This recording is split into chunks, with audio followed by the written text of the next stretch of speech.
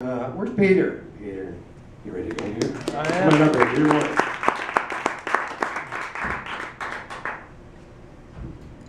Big hand for Joe.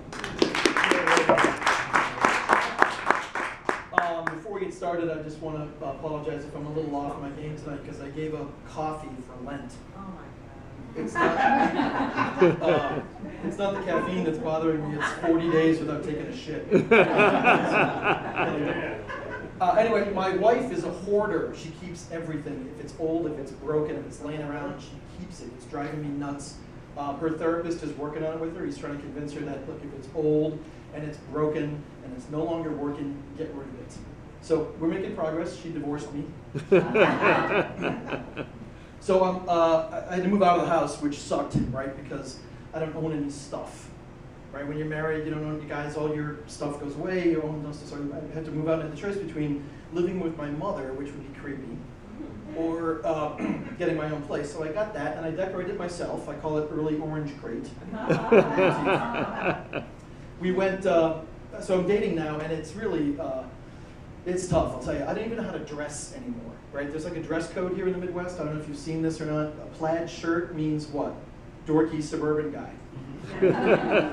Plaid pants says what? It's rich country club guy, right? But if you wear them both at the same time, mental patient guy. The thing. So I'm doing this dating thing, and I've been doing a lot of speed dating. Well, I call it speed dating. It's more like you look at their profile online, you agree to meet for coffee, she walks in and says, no.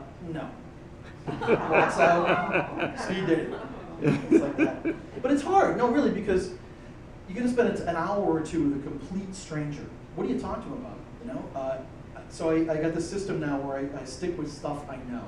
So it's, you know, cars, sports, and pornography. Don't laugh, because the porn thing really weeds out the uptight chicks right away. They're gone. No, you get a couple of different responses from that, right? They either, you know, ew, and leave, or you get something along the lines of like, oh God, right? The eye roll, or you'll get them to look at you and go, what kind of porn, big boy? And my favorite answer of all is when they look at you and say, oh, porn, then perhaps you'll recognize this tattoo. So the problem with dating is, of course, rejection. It's the modern age, right? Texting, so you get rejected via text now, you know, sometimes during the date. When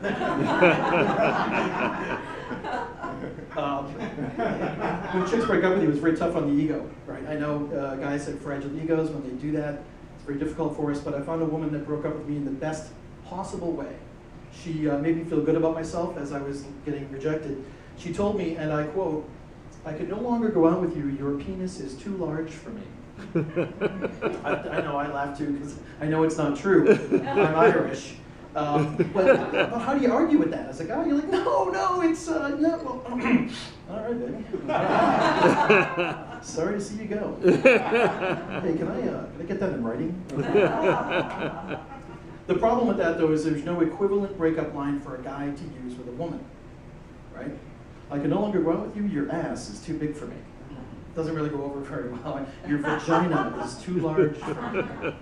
And no man in the history of guys has ever uttered the line, your tits are too big for me, so we know that's not going to work. So I don't break up with women anymore because I can't find an easy way to do it. I just get them to break up with me.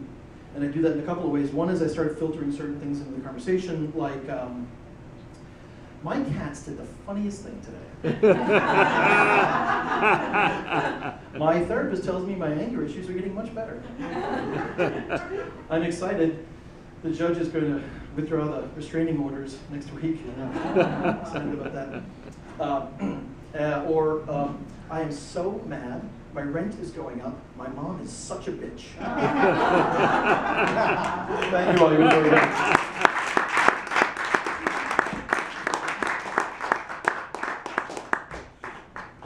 Peter, very good. Let's see, what can we talk about that he just took? Porn. I don't think we should.